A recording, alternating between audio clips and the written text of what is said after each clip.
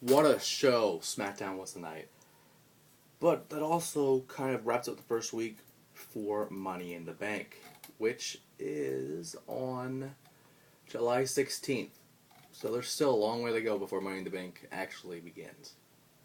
But the road to it has begun indeed. Now, on Raw a few days ago, we had two matches made. Daniel Bryan and CM Punk for the WWE Championship, and then the Money in the Bank's Raw ladder match.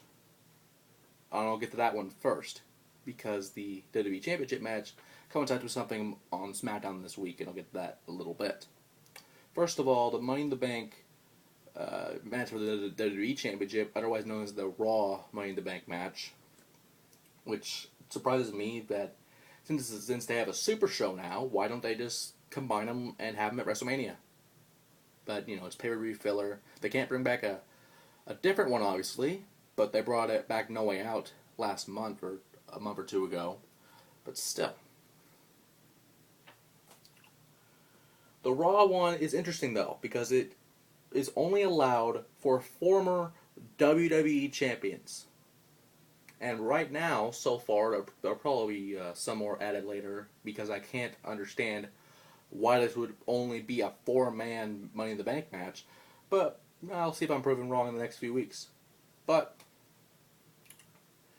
the former WWE champions, but also former world champions, which is interesting. In The Big Show, Kane, which is interesting, John Cena, which makes absolutely no sense, but it makes history somehow, and the returning Chris Jericho, who was suspended a while back because of the Brazil incident. But that Raw had two qualifiers. Well, actually not qualifiers, but two surprises. One, John Cena adding himself to the Money in the Bank match, and Chris Jericho doing the same. Now, if this is the only 4 people in this match, I doubt it, but I'll just go through and do the little eliminations at this point, because you can't really predict a Money in the Bank ladder match. But with 4 people, you kind of can. But you can also kind of take people out and say they're not going to win this one.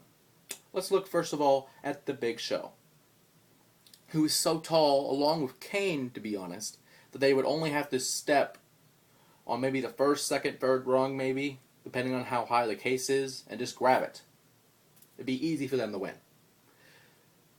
But it'll probably be higher than the ladder, so I doubt that. But we'll see what happens. I'm actually wondering if the ladder will even be able to hold the Big Show, or if they'll have to have a custom ladder made just for Big Show. Kane is the same deal, except Kane is a little more agile and probably could do this. John Cena, I swear to God, if he somehow wins, I will lose faith in the WWE because they did this bullshit. It's ridiculous. But it leaves me down to someone I think that will win. The man who invented the Money in the Bank ladder match, Chris Jericho, deserves it after all this time, and possibly could cash it in and become the new WWE champion. But there'll probably be more in the next few weeks. And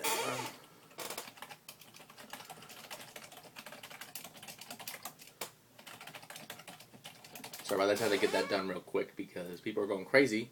Because I spoiled SmackDown because it's taped, like always. Now the WWE Championship match is the same as Monday, Punk versus Daniel Bryan for the title, but one minor change. Apparently there was a poll on WWE.com, which I do not see anywhere, because SmackDown is taped. And there were 4 little things that AJ could be in the match. And the WWE Universe voted. It was between a referee, commentator, announcer, or timekeeper. And 71%, I don't know where that came from because, again, it's taped. AJ is now the yes referee for that matchup. I love this decision by the board because it was mainly the board of directors that made this, not the WWE Universe, because, again, it is fucking taped for the 50th time. Even I have to explain it to idiots on Twitter. It is sad. Now, with this in play, though, I do not know who will win this match. It's going to be a great match regardless. But for either one of them to win, with AJ's mental state, it'll be very interesting. And I'm kind of disappointed that they did not let AJ, with the rise of push that she has, winning the Bikini Battle Royal, as well as, well, not beating Layla, but beating the hell out of her after the match after Daniel Bryan was going around doing his whole yes shit. But I digress. This is really interesting, and it's about that time the Divas got to shine, even if it is just one of them. On a pay-per-view scale, mind you. They do on NXT and Superstars, but that's pretty much about it. And finally, the SmackDown Money in the Bank ladder match, which is a very interesting one to begin with. I'll just say who's in it because they don't have it on here. And I had to make a little note. Damien Sandow versus Tyson Kidd versus the Intercontinental Champion Christian versus the United States Champion Santino Marella versus Tensai. Now that in itself is a main event match right there.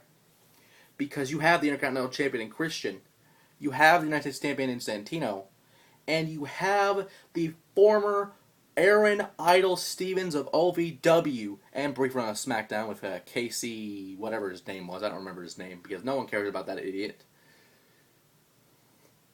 The former OVW World Heavyweight Champion and repackaged as Damien Sandow, former FCW 15 Champion, otherwise known as the Jack Briscoe Classic Medal, which is technically a title in FCW apparently.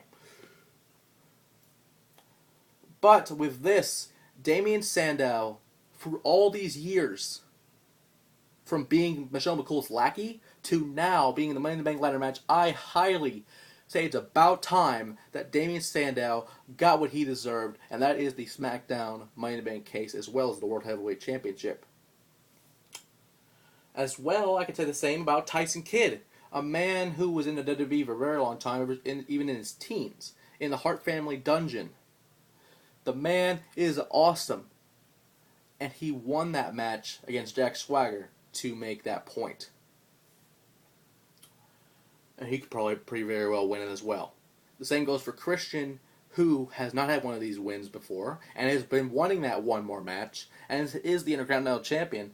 I don't see him winning it because he holds that title, but it will be interesting to hold the World Heavyweight Championship and the Intercontinental Championship at the same time. Same goes for Santino, which I really doubt would happen, but I'm hoping for, in a way, for Santino to be the man who holds the United States Championship and the World title at the same time. That's never been done. Well, if you're not counting WCW and Booker T. That's another story for another time. And finally, Lord Tensai, A-Train, Prince Albert, the Hip-Hop Hippo. A man who was on WWE, who had a much hairier back since then, and now is a part of the Money in the Bank ladder match back in WWE, and has been on a rampage, ever since. Any of these men can win this Money in the Bank ladder match, including Tensai. I am wondering how it will hold Tensai, though. It's not as big as the Big Show, but mind you, a ladder can only hold so much within a night. Especially if it's the same ladder used in both matches. But for the Great American Bash, which wasn't surprised what they're doing that. Is that going on? And that being on Tuesday's edition of SmackDown, which means it would be live for once. There will be more people added to the Money in the Bank ladder match, as well as I would expect on the Raw side as well. But Money in the Bank is not for a very long time, July 16th. And we'll find out who gets the top and who holds the gold.